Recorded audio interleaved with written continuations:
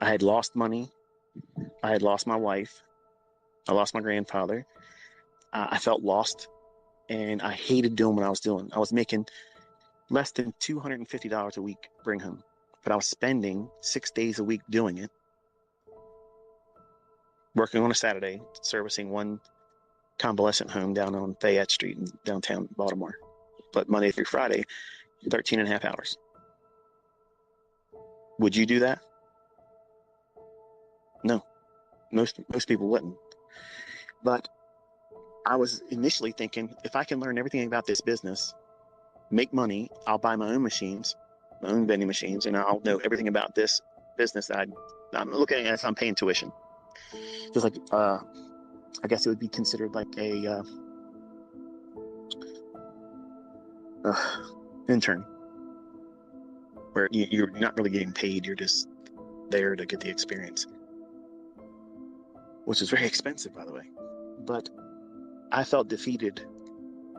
I felt like I was at my wit's end, and I had lots of books, I had lots of things in my head, but I couldn't make that stuff in retail stuff work. It just, every time I got into a trade, either I would be scared because I lost money before, I lost an account, or I would be immediately stopped out. And it was very, very discouraging. And while I didn't have a gun, I probably would have hurt myself if I had one then. I felt like I was being invited many times driving over that Key Bridge. Like I just want to whip the wheel over there and just go off the edge of it. Well, the day I was in the stop right before going across the Key Bridge, and I would go to Telco, which was a stop that didn't make a whole lot of money, but I hated going to it. I figured, well, once I service that one, I'll be going over the Key Bridge, and then I'm going to do it today. I'll probably pass out on my way down. I probably won't feel anything, but nobody's going to miss me. And that's the depth of where I was. Nobody could have reached me. There was no cell phone, no text messages to encourage me not to do it. And I didn't tell anybody I was going to do it. Because listen, folks, if you're going to do it, you're going to do it. People that talk about doing it, they just want someone to say, I love you, don't do that. They don't want to really hurt themselves. But that day I did. I felt empty, worthless. I looked at my history. My own parents didn't want anything to do with me. And the only person that looked at me like a son was my grandfather. He was gone. I had no direction in life. And yes, I believed in God, but that wasn't enough at the time. And I needed to feel some kind of purpose, some reason to be here, because there was no reason for me to want to be here.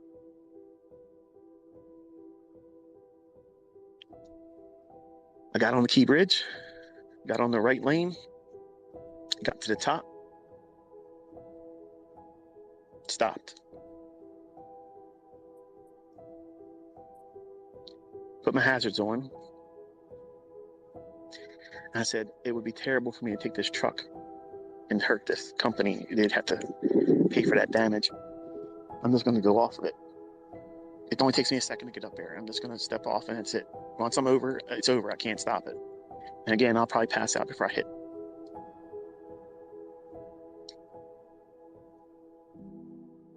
And I don't know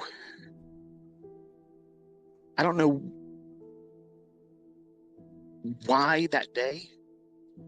What was I didn't wake up that morning and think it. It was while I was working.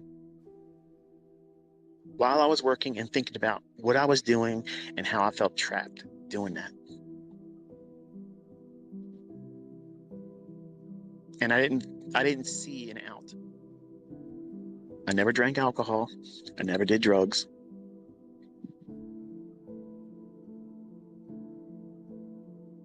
But I was not in the right state of mind that day.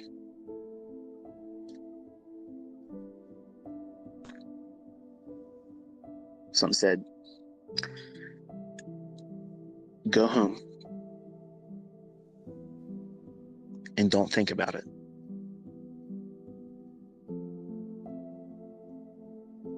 So I'm sitting there. People are beeping their horn at me, giving me the finger going by. You a-hole, what's that? You know, whatever. Typical Baltimore. So I started the truck again, went to the stops, finished my route. Didn't hang out like I usually did with my employer. Drove home, numb, no radio. Didn't lift weights that day. Went in, got a shower, didn't eat. And I sat in there and I stared at my computer. But I sat there,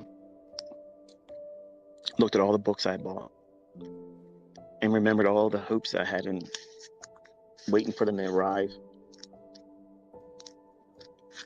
And all the trips that I drove out to Columbia, Maryland, to the Traders Library, which was I'm not even sure if it's even a place anymore. I'm not sure if it even exists. Now that I'm thinking about it, when I'm done here, I'm going to have to Google it and see if the Traders Library still exists. But I used to go out there every week, and I'd buy something.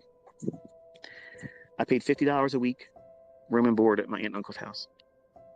Same uncle that inspired me to get into trading when I was 14 and 15 years old, but it wasn't interested because I was in the martial arts, and that's all I cared about then. Just like anybody else, like kids, you know, they ain't gonna listen to you, even though you have the right instructions and guidance. You don't want to listen. And just like many of you, you're like my children. Some of you are probably older than me, but you still act like a child. You don't listen to good advice. And some of you act like that I had no adversities, like it was just too easy for me. It was unfair. Everything worked out for me. You have no idea the darkest corners of where I was and where I came from.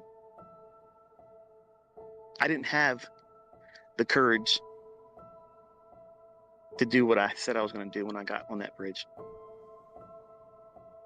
But something inspired me to go home and stop thinking about that. And when I got home that evening, I pulled out the price charts, which was a weekly service that was I got it for the financials and the agricultural markets. And it was ran by Nick Van Nice. He's the guy that you know as a hidden divergence or trend following divergence in stochastics. He's the guy that codified that. George Lane didn't do that, and nobody else ever did either.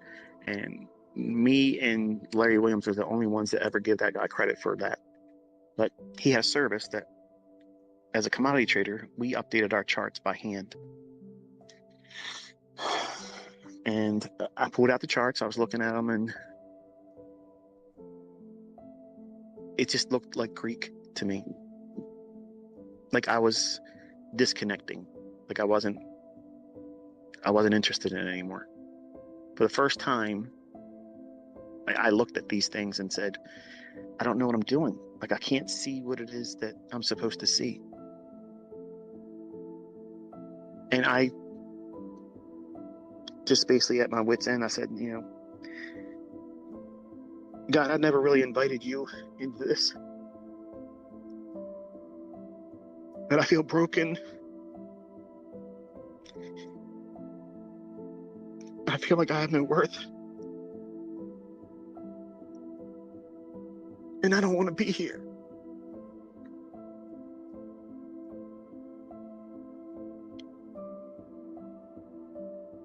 I was never more interested in anything else in my life prior to that day than I was in the markets. And in that day, I was ready to disconnect everything.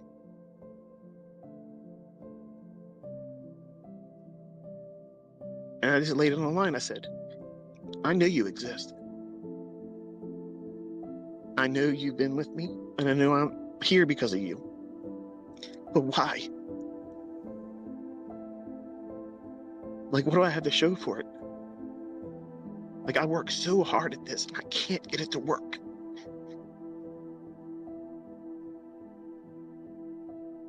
So I said, I'm going to ask you something.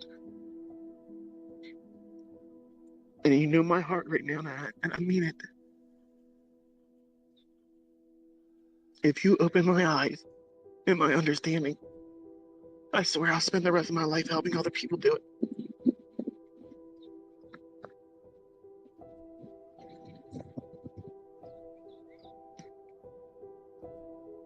I closed the charts and I laid there. I cried until I went to sleep. It wasn't until that weekend I grabbed the charts again. I started looking through them.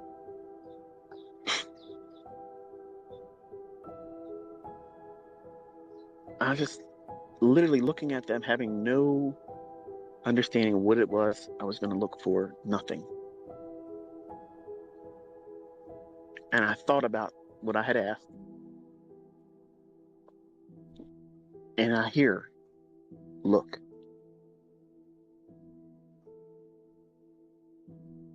I'm looking around the room.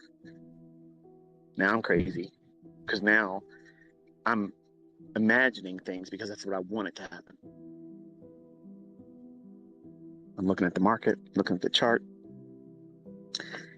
I don't know what I'm looking at. Like, why would it go up from there? Mind you, I'm only looking at longs. I was afraid of going short. I didn't understand selling something I don't have.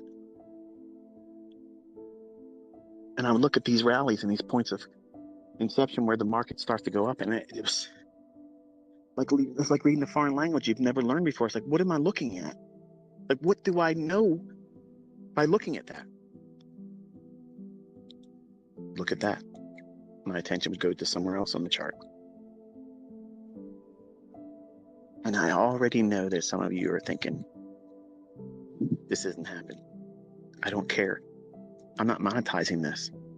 I'm not preaching to you. But some of you want to know. I'm not ashamed of it. I'm undeserving. I think the only reason why he let me see these things is because I asked that I would be gifted that way I could service. I serve with this information. Because to be honest with you, listen, prior to that day, if it would have been given to me, I would have selfishly kept it. You never would have learned any of this. And I would be an egotistical maniac, living a life that would just be about me. And I believe because he knew my heart, I was broken. And that's what he has to do sometimes. He lets people get to that point because nobody reaches out to him until they're hurting. Think about it.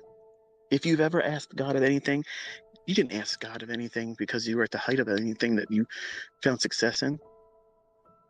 And how often do you invite him in to thank him for allowing you to get there? If God exists, he wouldn't allow suffering.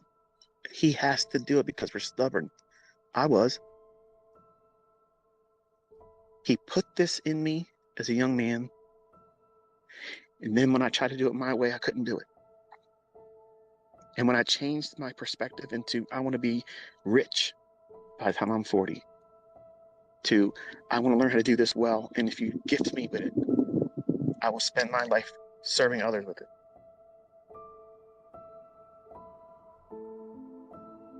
And I think that's the kind of prayer he likes to answer. I'm not claiming to know how he thinks, but that's the only thing that makes sense to me. And then when I would study, I would be by myself. No radio, no television, nobody coming in to disturb me. That still quiet voice. Look here. Look here. I would ask questions that would rise up in me without even saying it vocally. And it would be, my eye would go here and the same voice would be, look here. It's the same voice that said, pull the door in front of you. It's the same voice that told me the weight of my son Cameron before he came out and we videotaped it.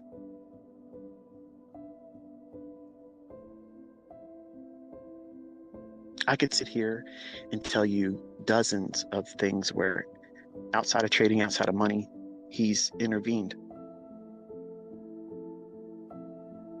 Everything I told everyone in 2016 that we all watched and endured, like, at the time when I was saying it, I didn't know where it was coming from. But I spoke it, and it happened. I said Trump would be used as a fall guy, and the world economies would be affected by it, and America would be Venezuela 2.0. And we are seeing the early stages of that. I'm not going to go any more in that because they'll probably turn me off again, but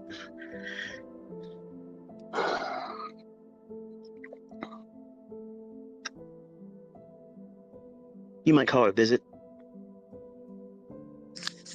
You might call it out of this world. Many of you are going to think it's made up, and that's fine. But I've already said, I got $5 million that says none of you can find what I've been teaching existed in print, audio format, or video format before 1996. And nobody that ever says I've rebranded anything can come with the receipts. The social media just gives us this ability to feel like we can say anything we want. And there's a large populace of the community and people that use social media will believe anything that's said without doing any investigation on their own. You can't time the markets, and I'm showing you every week. I'm showing you things that have always been in price, but has never been shown to you.